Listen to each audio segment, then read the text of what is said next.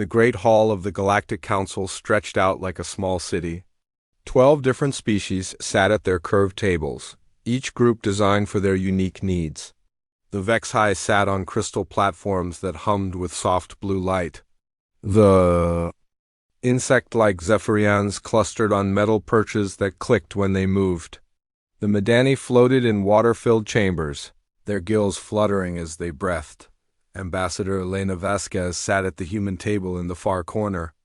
Her gray hair was pulled back in a simple bun, and her dark eyes watched the chaos with the patience of someone who had seen this scene 1,000 times before. Next to her, Commander James Park scrolled through reports on his tablet occasionally. Shaking his head at what he read, the argument today was about trade routes through the spiral arm. It was the same argument they had been having for 3 months. The HFY wanted exclusive rights to the crystal mines on Kepler 442b. The Zephyrians claimed the shipping lanes belonged to them because their ancestors had first mapped them 2 centuries ago. The Thoric Empire sat silent and menacing, waiting to see which side would offer them the better deal. "This is ridiculous," clicked Counselor Zexith, his insect mandibles clacking with irritation. "The Zephyrians have no legal claim to those routes. Our trade agreements clearly state that mineral rights take precedence over historical claims." High Counselor Yarthek, a tall reptilian with 4 golden eyes, slammed his staff against the floor. His species, the Korthic, had led the council for over a century. "Order! We will follow proper procedures. Each species will present their case, and we will vote according to council law." Elena had heard these same words, in this same tone, about 100 different disputes. She knew how this would end. The arguing would continue for hours. Threats would be made. Old grudges would be brought up. Someone would storm out. Then, eventually, they would all look at the human delegation with tired expressions and ask them to fix everything. That was what humans did in the galaxy. They fixed things. When the Thoric Empire had tried to conquer the Outer Rim worlds 15 years ago, human fleets had held the line while the Council debated whether military action was appropriate. When the spiral plague had killed millions across 4 systems, human doctors had worked around the clock to find a cure while other species argued about who should pay for the research. When trade disputes threatened to destroy the galactic economy, human negotiators found solutions that somehow made everyone happy. Elena remembered her first day as an ambassador, 23 years ago. She had been young and eager, excited to represent humanity among the stars. She thought the council was a place where great minds worked together to solve the galaxy's problems. It had taken her exactly 1 session to realize the truth. The council was where 12 species came to argue while humans did the actual work. "Ambassador Vasquez," Yarthek's voice cut through her thoughts. "The council recognizes the human delegation." Elena stood slowly. She had given this same speech so many times she could probably recite it in her sleep. "Thank you, High Counselor. The human position remains the same. We propose a shared administration system for the disputed territories. The HFY would have mineral extraction rights during the first half of each galactic year. The Zephyrians would control shipping and logistics during the second half. Both species would pay a small percentage of profits into a council development fund that would improve infrastructure for everyone. It was a good solution. It was always a good solution. Elena's team had spent weeks analyzing trade patterns, mineral surveys, and shipping data to create a plan that would benefit everyone. The HFY would get their crystals. The Zephyrians would get their shipping profits. The smaller species would get better trade routes. Even the Thorac would benefit from increased commerce, but instead of gratitude, Elena saw the familiar expressions around the chamber: boredom from some delegates, annoyance from others. A few species were already whispering among themselves, probably planning how to modify the human proposal to benefit themselves more. Counselor Zexith's antenna twitched with dismissal. "The human solution is too complicated. Shared administration never works. We need a simpler approach." "Simple approaches are what created this mess," Commander Park muttered under his breath. Elena had heard it all before. When humans suggested careful, balanced solutions, they were too complicated. When humans proposed simple direct action, they were too aggressive. When humans offered to mediate, they were interfering. When humans stepped back, they were not doing enough. Furthermore, Zexith continued, his voice growing louder, I question whether humans should even be involved in this discussion. This is a matter between species who have actual claims to the territory. Human bleeding heart politics have no place in serious council business. The chamber fell quiet. Elena felt something cold settle in her stomach. In 23 years of service, she had been insulted, ignored, and dismissed, but this was different. This was not just an attack on her proposal. This was an attack on everything humans had given to the galaxy, bleeding heart politics. As if caring about fair solutions was a weakness. As if wanting everyone to benefit was somehow wrong. Elena looked around the chamber at the faces of beings she had worked with for decades. She had negotiated peace treaties with half of them. She had helped write trade agreements that had made their worlds rich. She had sat through countless late-night sessions, working to find compromises that would prevent wars, and they saw it all as bleeding heart politics. Where are you going, Ambassador? Yarthek demanded as Elena began gathering her papers. Elena paused at the edge of her table. She looked at the High Counselor with his 4 golden eyes and his staff of office. She looked at Zexith with his dismissive antenna twitch. She looked at the representatives of 12 species who had grown fat and comfortable on human solutions. To their problems, home, she said quietly. We are all going home.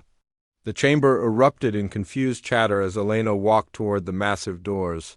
Commander Park and the rest of the human delegation followed her, their footsteps echoing in the sudden chaos behind them. This is just another human tantrum, she heard someone say. They will be back tomorrow with another of their complicated proposals. Elena did not turn around. She walked through the doors and into the corridor where her security team was waiting. Contact the fleet, she told her aide. Send the message. The message was short and coded, but its meaning was clear to every human in council space. Exodus protocol initiated. Return to Sol system immediately, no exceptions. Within hours, human ships across the galaxy began their journey home. The research station orbiting Vega shut down its experiments and abandoned their equipment. The hospital ship treating plague victims in the Centauri system handed over their patients to local medical staff and departed. Human trade vessels canceled their contracts and headed for Earth. Diplomatic missions packed their belongings and closed their embassies. The galaxy watched in confusion as humanity simply left. No demands, no threats, no dramatic speeches about injustice. They just quietly packed up their things and went home. Most species assumed it was a negotiating tactic. Humans had done strange things before. They would be back in a few weeks with new proposals and renewed offers to help, but Elena knew better. As her ship passed through the outer marker buoys of Sol System, she looked back at the galaxy they were leaving behind. 50 years of human service to the Council. 50 years of preventing wars, curing plagues, and building prosperity for everyone. 50 years of being called bleeding hearts. Let them see how their galaxy worked without human hearts bleeding for it. 6 months had passed since the humans left, and council space looked very different. The first sign of trouble came from the trade routes. The Vexai and Zephyrian dispute over the spiral arm. Territories had exploded into something much worse than anyone expected. Without human mediators to translate the subtle cultural meanings behind each species' demands, the negotiations had collapsed completely. The Vexai thought the Zephyrians were deliberately insulting their ancestors when they used certain trade terms. The Zephyrians believed the Vexai were trying to steal their historical birthrights when they made counteroffers. What had started as a simple territorial dispute was now a full economic war. Vexai crystals stopped flowing to Zephyrian colonies. Zephyrian shipping companies refused to carry Vexai goods. Trade routes that had existed for 2 centuries were suddenly empty of commerce.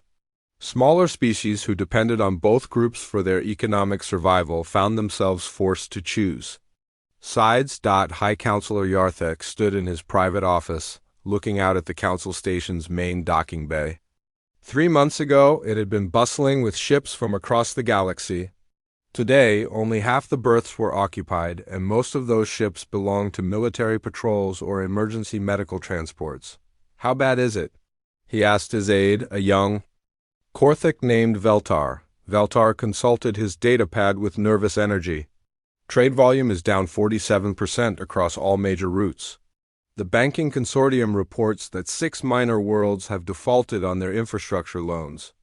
And, sir, we have received 15 formal requests for council military intervention in local conflicts."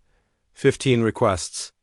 Yarthek remembered when such requests had been rare, maybe 2 or 3 per year.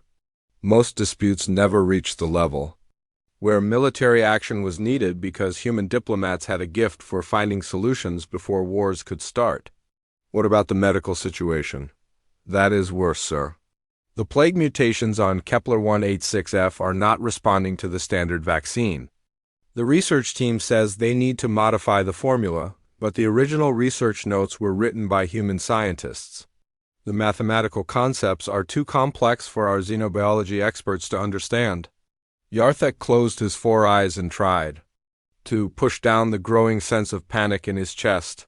The spiral plague vaccine had been one of humanity's greatest gifts to the galaxy. When the disease had first appeared, it had killed quickly and horribly, dissolving the nervous systems of any species it infected. Human researchers had worked for months, barely sleeping, combining their medical knowledge with samples from a dozen different species to create a cure. The vaccine had saved billions of lives. But now it was failing and no one understood how to fix it. "Sir, there is also the situation on Kelos 7. Yarthek's stomach dropped. Kelos 7 was a Madani colony world, home to nearly 1 million aquatic beings. The planet's atmosphere was naturally toxic to most species, so the colony relied entirely on massive atmospheric processors to create breathable air. And water. Those processors had been designed and built by human engineers. "How long do they have?" Valtar's voice was barely a whisper. "The head engineer estimates 3 more months before complete system failure. They have requested emergency assistance from every major species. So far, no one has the technical expertise to repair the processors. 3 months. 1 million Madani would die because no one else in the galaxy understood human atmospheric engineering. The irony was not lost on Yarthek. For decades, council species had dismissed human technology as overly complicated and unnecessarily sophisticated. Why build atmospheric processors with 17 different redundant systems when a simple air filtration plant would work? Why create medical scanners that could detect diseases at the cellular level when basic diagnostic tools were sufficient? Now they were learning why. Human engineers did not build for normal conditions. They built for disasters. Their atmospheric processors had 17 redundant systems because they knew that sooner or later, 16 of them might fail. Their medical equipment was sophisticated because they understood that diseases evolved and simple tools might not be enough forever. A chime from his communication console interrupted Yarthek's dark thoughts. "Hi, Counselor. Counselor Zexith is requesting an emergency meeting," Yarthek sighed. Zexith had been one of the loudest voices calling for human withdrawal 6 months ago. His species, the Zephyrians, had been particularly critical of human interference in council politics. "Send him in." Zexith entered the office with none of his usual arrogant swagger. His antenna drooped with exhaustion and his usually pristine exoskeleton looked dull and scratched. "Hi, Counselor. We need to discuss the human situation." "What?" "About the human situation?" Zexith settled onto the perch designed for his species, his 6 legs clicking nervously against the metal. "My homeworld is in chaos. Without human arbitrators, every trade guild is fighting every other trade guild. 17 different shipping companies claim exclusive rights to the same space lanes. 3 different mining corporations are shooting at each other over mineral claims that used to be settled peacefully." Yarthek was not surprised. The Zephyrians had always been a fractious species, quick to fight among themselves. For the past 50 years, human diplomats had served as neutral arbitrators for their internal disputes. They had been so good at It that most Zephyrians had forgotten they were even doing it. Can your own people not handle these disputes? Zexith's mandibles clicked with frustration. That is the problem. We can handle disputes between Zephyrians, but humans handle disputes between everyone.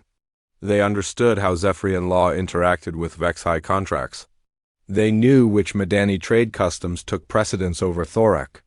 Shipping regulations. They spoke all our languages, understood all our cultures, and somehow made everything work together. For the first time in 6 months, Yarthek heard something like respect in Zexith's voice when he mentioned humans. There is more, Zexith continued. The research station at Proxima Centauri Biwi tried to reactivate it last month. Yarthek's blood went cold. The Proxima station was where human and alien scientists had been working together on faster-than-light travel improvements. It was the most advanced research facility in Council space, full of irreplaceable equipment and decades of accumulated knowledge. What happened? We triggered a cascade failure in the primary power core. The station is completely destroyed.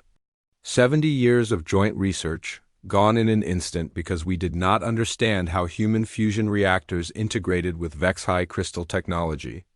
The two leaders sat in silence for several minutes, contemplating the magnitude of what they had lost. Finally, Zexith spoke again. High Counselor, I think we need to face an uncomfortable truth. When humans said they were holding galactic civilization together, we thought they were exaggerating. We thought they were trying to make themselves seem more important than they really were. And now? Zexith's antenna twitched with what Yarthek recognized as shame. Now I think they were understating their importance. Every crisis we are facing, every system that is failing, every conflict that is spiraling out of control, these were all problems we had before humans arrived in Council space. The difference is that they were solving them so efficiently that we forgot the problems existed. Yarthek walked to his window again. In the distance, he could see the running lights of a Thoric battle fleet conducting maneuvers near the neutral zone. 6 months ago, human peacekeepers would have been monitoring those exercises, making sure they stayed within treaty limitations. Now, the Thoric were free to position their forces wherever they wanted. Perhaps we should reach out to them, Zexith suggested quietly. Send a diplomatic mission to Earth, explain that we understand our mistake. No, Yarthek said firmly. We will not show weakness. But even as he said the words, Yarthek wondered who he was trying to convince. The galaxy was already showing its weakness. Every day brought new reports of failing systems, collapsed negotiations, and escalating conflicts. How long could they maintain the pretense that everything was fine?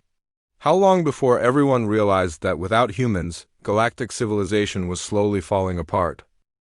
2 years had passed since the humans left, and the galaxy was burning, Captain Mordic of the Vex-High. Security forces floated through the wreckage of what had once been the luxury liner Star of Andromeda.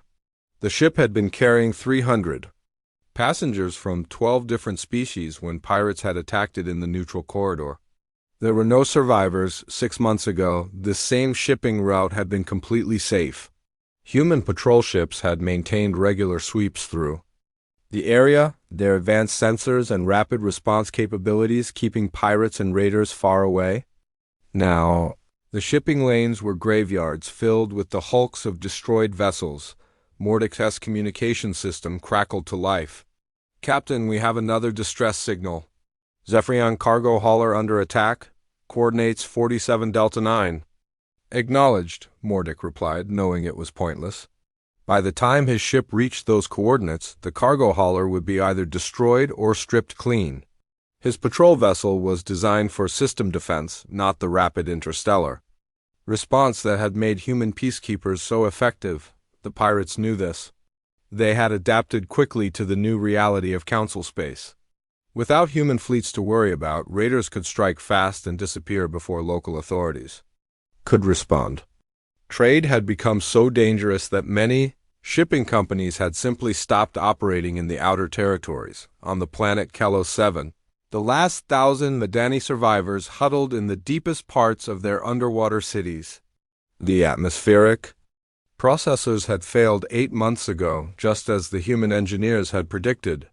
The sky above their world now rained acid that could dissolve metal, and the oceans were slowly turning toxic. Elder Kefra floated in her emergency life support chamber, her gills working harder than they should as the recycled water grew more contaminated each day. Around her, the younger Madani worked desperately to maintain their failing equipment with parts scavenged from abandoned buildings. Elder Message Probe 847 is ready for launch, reported Engineer Siltek, his voice tight with exhaustion. Kefra nodded weakly. Message Probe 847. She had sent 846 messages to Earth over the past 2 years, begging for help, offering everything her people owned in exchange for someone who could repair their atmospheric systems. Every message had been ignored. She knew. Why, of course? The humans had not abandoned the galaxy out of anger or spite. They had left because the Council had made it clear that their help was not wanted. Now, when that help was desperately needed, they had no reason to respond to the same species who had called them bleeding hearts and junior partners. "Launch the probe," she whispered. "Perhaps this time will be different." But Kefra knew it would not be different. Her people were going to die on this poisoned world because the Council had been too proud to value the humans. Who could have saved them? In the great council chambers, the sessions had become exercises in barely controlled chaos. The 12-member species had fractured into 3 hostile factions, each blaming the others for the galaxy's problems. The Crystalline Alliance, led by the Vex High, controlled most of the mineral-rich inner worlds. The Insectoid Coalition dominated by the Zephyrians, held the major shipping routes and trade centers.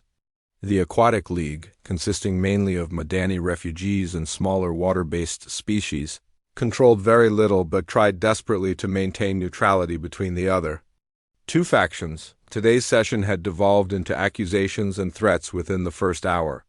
The Vex High are hoarding medical supplies while the plague spreads through Zephyrian colonies, buzzed Counselor Crixinal, his wings vibrating with rage.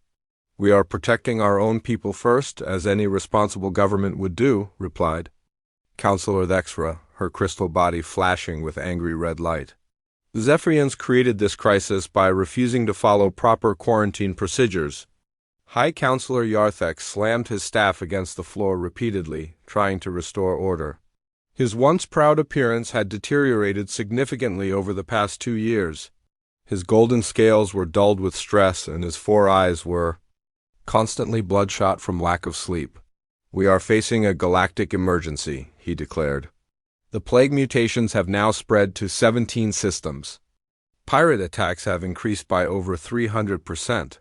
6 colony worlds have been completely abandoned. This is not the time for factional disputes." "Then what do you suggest?" demanded General Krikstal of the Thoric Empire. His species had been expanding aggressively into territories abandoned by other races, but even they were struggling to maintain order in their new conquests. "Our individual fleets cannot patrol space the way human peacekeepers did. Our scientists cannot cure diseases the way human researchers did.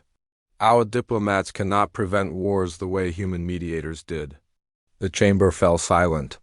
For the first time in Council history, someone had spoken the truth that everyone knew but no one wanted to acknowledge. Young Councillor Lorenes of the Vex High stood up slowly. She had been elected to the Council only 6 months ago, chosen specifically because she had not been involved in the decision to dismiss the humans. Her youth gave her a perspective that the older delegates lacked. "We need to discuss what no one wants to talk about," she said, her voice carrying clearly through the chamber. "Every single crisis we are facing existed before humans joined the Council. The only difference is that we did not notice them because humans were solving them for us." "The humans made us dependent," General Krikstal roared. "Their interference weakened our natural abilities to handle problems." "No," Lorenes replied calmly, "the humans made us stronger. They did not weaken our abilities, they enhanced them. Vex High crystal technology became more efficient when combined with human engineering principles. Zephyrian trade networks became more profitable when guided by human economic models. Thoric military tactics became more effective when informed by human strategic analysis. She gestured toward the empty section of the chamber where the human delegation had once sat. We called them junior partners, but they were holding our entire civilization together. They were the translators who helped us understand each other. They were the mediators who prevented our natural conflicts from becoming wars. They were the innovators who solved problems we did not even know we had. Counselor Zexus, now looking far older than his species' normal aging should have allowed, spoke quietly from his perch. I led the effort to dismiss human involvement in council affairs. I called their methods bleeding heart politics. I said their influence was making us weak. The chamber waited for him to continue. I was wrong. Catastrophically, shamefully wrong. Human compassion was not weakness. It was the foundation that allowed 12 different species to work together instead of tearing each other apart. Human concern for everyone's welfare was not interference. It was the only thing preventing us from destroying ourselves through our own prejudices and pride. So what do we do? Asked Counselor Morthak of the Aquatic League. Even if we wanted to ask for human help, they will not respond to our communications. Long-range sensors show Earth surrounded by defensive installations unlike anything we have ever seen. They have made it clear that they want nothing to do with us. Yarthik looked around the chamber at the representatives of species that had once ruled the galaxy. Now they were reduced to squabbling survivors fighting over the scraps of a civilization that was falling apart without the humans who had built it. Then we do what we should have done 3 years ago, he said finally. We go to Earth, we humble ourselves before the species we dismissed, and we beg them to save us from the consequences of our own arrogance. The chamber erupted in debate, but Yarthik knew the decision had already been made. Pride was a luxury that a dying civilization could not afford. They would go to Earth, and they would discover whether human mercy was stronger than human memory. 3.5 years after the humans had left, the intercepted message changed everything. The signal had bounced through 6 different relay stations before reaching council space, each jump making it weaker and more garbled. Technical Officer Nexpo of the Vexhi Communications Division had been about to delete it as background noise when she noticed something unusual about the transmission. Patterned that it was a human distress code, Nexpo ran the signal through every decryption program. She had slowly cleaning up the static and interference until words began to emerge from the electronic chaos. What she heard made her crystal body flash with terror. This is mining vessel Deep Fortune. We are under attack by unknown aliens. Repeat, unknown aliens. Ships the size of small moons. They are not from any species in our databases. They are stripping entire systems, clean, harvesting everything. Planets, asteroids, even the stars themselves. The message paused, filled with the sound of explosions and screaming. They are heading toward the galactic core. Dear gods, they are moving toward the core systems. We need immediate evacuation of all populated worlds in their path. We need the human fleet. Where is the human fleet? Why are the humans not responding to our distress calls? The transmission cut to static. Nexpo sat frozen at her console for several minutes, her mind struggling to process what she had heard. Unknown aliens, ships the size of moons. Harvesting entire star systems. She forwarded the message to the councils. Emergency contact system and watched her communication board light up with incoming calls from across the galaxy. Within an hour, every major species had received copies of the transmission. Within 2 hours, the council had called an emergency session. The chamber that had once held representatives from dozens of prosperous worlds now contained only the survivors. Many species could no longer afford to maintain permanent council delegations. Others had withdrawn into isolated defensive positions around their homeworlds. High Counselor Yarthek stood before the assembled delegates, his 4 eyes reflecting the fear that everyone felt but no one wanted to acknowledge. The message has been verified by our best communication experts. It is genuine. The transmission originated from the edge of known space approximately 18 months ago. 18 months? Asked Counselor Lorraines. Where are these aliens now? Yarthik activated the chamber's main display screen, showing a three-dimensional map of the galaxy.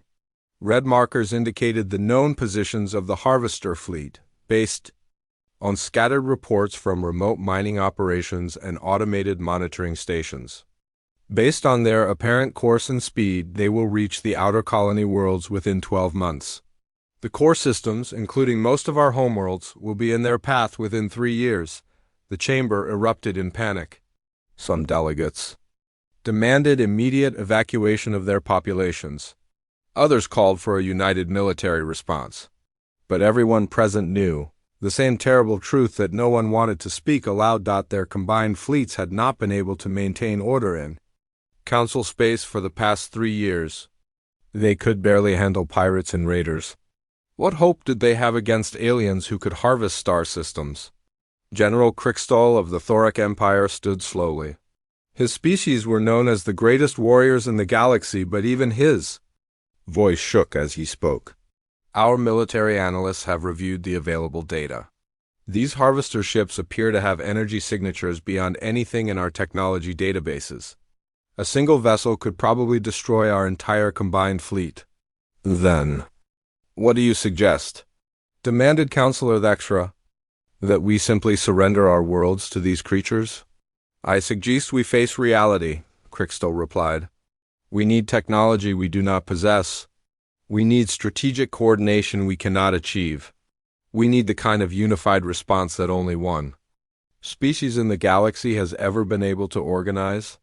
He did not need to say which species he meant. Everyone in the chamber knew. Counselor Zexith, who had spent the past 3 years watching his own species tear itself apart in civil conflicts, spoke with quiet desperation. The humans built defensive networks that we never fully understood. Their technology was always decades ahead of ours. Their ability to coordinate military responses across multiple systems was unmatched. The humans also left us to die, snapped Counselor Morthic. They have ignored every message we have sent. They have sealed their borders and made it clear they want nothing to do with us. Can you blame them? Lyranes asked softly. We called them bleeding hearts. We dismissed their contributions as weakness. We treated them like junior partners. Despite the fact that they were holding our civilization together, why would they risk their lives to save species who showed them such disrespect? The chamber fell silent except for the sound of atmospheric recyclers struggling to maintain breathable air. Even the life support systems seemed to be reminding them of their dependence on technology they did not fully understand. Yarthek looked around at the faces of beings who had once ruled the galaxy, representatives of species that had controlled vast territories and commanded mighty fleets. Now they were reduced to frightened survivors, facing an enemy they could not comprehend with resources they could not coordinate. There is something else, he said quietly. Our intelligence sources indicate that these harvester aliens have encountered human forces. Every head in the chamber turned toward him. According to fragmentary reports, the harvesters attempted to attack the outer edge of human territory. The engagement lasted less than 6 hours. The entire harvester advance fleet was destroyed. No human vessels were lost. The implications hit the assembled delegates like a physical blow. The aliens who could harvest star systems had been defeated easily by the humans who had been dismissed as bleeding hearts and junior partners. How is that possible? Whispered Counselor Thexra. Yarthek activated another display showing intelligence. Reports that human observers had been gathering for years. While we have been falling apart, the humans have been preparing. Their defensive installations around Earth are unlike anything we have ever seen. Their fleet strength has increased by over 500%. Their technology appears to have advanced. By several generations, they knew, Lyranes realized. Somehow they knew this was coming. That is why they left. Not because we insulted them, but because they needed to prepare for this threat. General Krikstal nodded grimly. Human strategic thinking has always been superior to ours. They plan for contingencies we never consider. While we were arguing about trade routes, they were building the defenses that will save our galaxy. Counselor. Zexith stood up slowly, his antenna drooping with shame. We have a choice to make. We can maintain our pride and face extinction with dignity. Or we can admit that we were wrong, swallow our arrogance, and beg the humans to save us from our own stupidity. They will refuse, Morthic said. Why would they help us after everything we did to them? Because it is what humans do, Yarthek replied. They save people even when those people do not deserve it, even when those people have rejected them. It is not in human nature to watch genocide occur when they have the power to prevent it.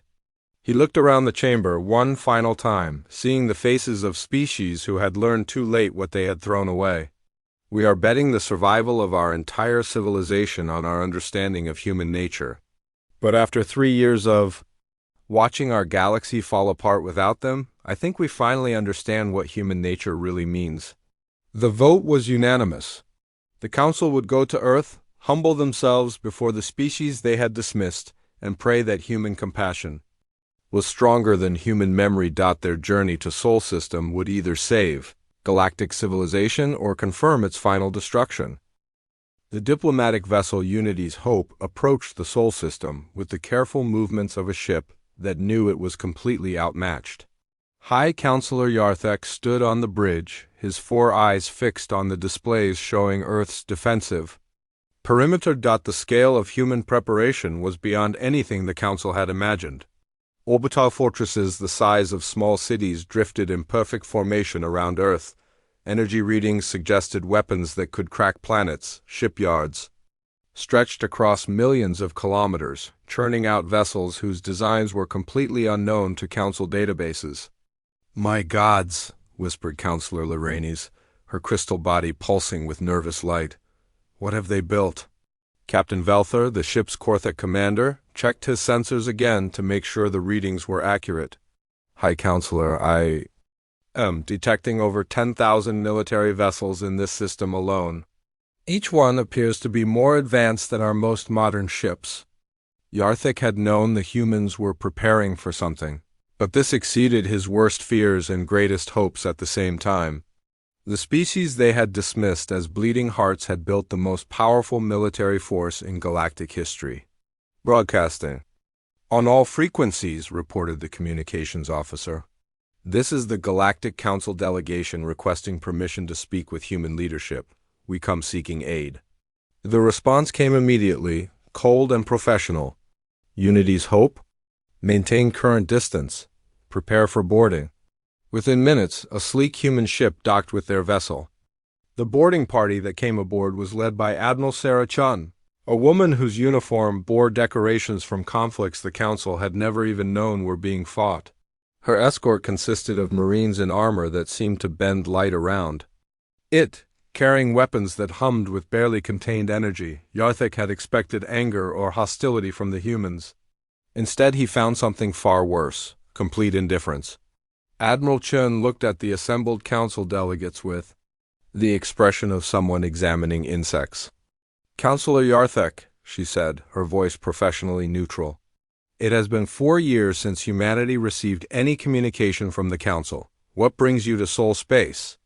Yarthek had practiced this moment during the long journey to Earth, but now the words caught in his throat. How did one begin to apologize for 4 years of dismissal and contempt? How did one admit that an entire galactic civilization had been wrong about everything? Admiral, the galaxy faces extinction. There are beings from beyond our borders, harvesting entire systems. Our military forces are insufficient to stop them. We come to request your assistance. Admiral Chun's expression did not change. To request. What, exactly? The return of the species you called bleeding hearts? The help of the junior partners you dismissed from your chambers? The words hit like physical blows. Yarthek saw several Council delegates flinch as their own past statements were repeated back to them. We understand your anger, Yarthek began, but Chun cut him off. Anger? Counselor, you misunderstand our position entirely. Humanity is not angry with the Council. Anger implies that we care about your opinion of us. We stopped caring 4 years ago when you made it clear that our contributions were unwelcome. Counselor Zexith stepped forward, his antenna trembling with desperation. Admiral, we were wrong. catastrophically, shamefully wrong. Humanity was never our junior partner. You were holding our entire civilization together, and we were too proud to see it. We are not here to request your help. We are here to beg for it. For the first time, Admiral Chun's professional mask showed a crack of emotion. Not anger, but something that might have been sadness. And what makes you think humanity should risk our people for species that showed us the door? Yarthek swallowed. His pride literally performing the submissive gesture that his species reserved for moments of complete surrender. Because it is what humans do. You save people. Even when they do not deserve it. Even when they have rejected you. It is not in your nature to watch genocide occur when you have the power to prevent it. You are betting your entire civilization on your assessment of human nature? Admiral, Zexus said quietly, we have had 4 years to learn what the galaxy looks like without human nature in it. We are betting our civilization that we never want to see that galaxy again. Admiral Chun was silent for several long minutes, her eyes distant. Finally, she activated her communicator. Admiral Chun to Earth Command. Patch me through to President Martinez. Tell her the prodigal galaxy has come home. The journey to Earth took 12 hours. As the Unity's hope descended through the atmosphere, the Council delegates pressed against the viewports to see the world they had dismissed as a backwater planet. What they saw defied belief. Earth cities had become vertical forests of gleaming towers that stretched into the clouds. The oceans were dotted with floating platforms that generated power from wind and waves. The polar regions hosted massive industrial complexes that turned raw materials into the advanced alloys used in human starships, but most impressive were the shipyards. In orbit, on the lunar surface, and on platforms throughout the system, humanity was building a fleet unlike anything the galaxy had ever seen. Ships that dwarfed the old council vessels emerged from construction bays, their hulls bearing the scars of battles fought in secret to protect a galaxy that had forgotten their value. President Maria Martinez met them in the same chambers where human ambassadors had once prepared for council sessions. She was younger than Yarthek had expected, but her eyes held the weight of someone who had made decisions that affected billions of lives. Counselors, she said simply, you have traveled a long way to be here. Yarthek had prepared another speech, full of formal apologies and diplomatic language. But standing before the leader of the species his people had dismissed, he found himself speaking from the heart instead. President Martinez, we came here to beg for your help against the harvesters, but I realize now that we should have come years ago to beg for your forgiveness. We treated humanity as junior partners when you were the senior civilization in our galaxy. We called your compassion weakness when it was the greatest strength any species has ever possessed. We dismissed your contributions as bleeding heart politics when they were the foundation that held our entire civilization together. President Martinez nodded slowly. The harvesters have been a known threat for 7 years. Humanity began preparing our defenses the moment our deep space sensors detected their approach. We tried to warn the Council, but our intelligence reports were dismissed as human paranoia. Counselor Lorraines felt her crystal body flash with shame. We remember those reports. We filed them as unsubstantiated human concerns and never discussed them in session. The harvesters have already encountered our outer defense grids, Martinez continued. The engagement lasted 6 hours. We destroyed their advance fleet completely. No human vessels were lost. The implications struck the council delegates like lightning. While they had been struggling with pirates and plague, the humans had been fighting and winning battles against enemies who could harvest star systems. However, Martinez said, the main harvester force is still approaching. Our intelligence suggests they have over 10,000 ships, each one capable of stripping a planet bare in days. Stopping them will require the combined resources of every species in the galaxy. We will give you anything you ask for, Yarthek said immediately. Our fleets, our technology, our entire populations, if necessary. Martinez smiled for the first time since they had arrived. Counselor, we do not want your fleets or your technology. What we need is much simpler and much more difficult. What? We need you to trust us, completely and without question. When human commanders give orders, they must be followed immediately. When human engineers design modifications to your ships, they must be implemented without argument. When human strategists deploy your forces, they must go where they are sent without complaint. She looked around at the assembled delegates, seeing species that had once commanded vast empires now reduced to desperate survivors. In return, humanity will do what we have always done. We will hold the line. We will find solutions to problems that seem impossible. We will coordinate a defense that makes 12 different species fight as one. And when the harvesters arrive, we will destroy them so completely that no other extragalactic threat will ever consider invading our galaxy again. Yarthek did not hesitate. You have our complete trust and total submission to human command? Good, Martinez replied. Because the harvesters will arrive in 8 months, and we have a lot of work to do. As the Unity's Hope prepared to return to Council space, now escorted by a human task force, Yarthek looked back at Earth one final time. The blue marble that had been dismissed as insignificant was now revealed as the heart of galactic civilization. The humans were coming back to save the galaxy. But this time, everyone would remember who was really in charge. And perhaps if they were very lucky, they would earn the right to call themselves humanity's partners once again. The real war was about to begin. And for the first time in 4 years, the galaxy had hope.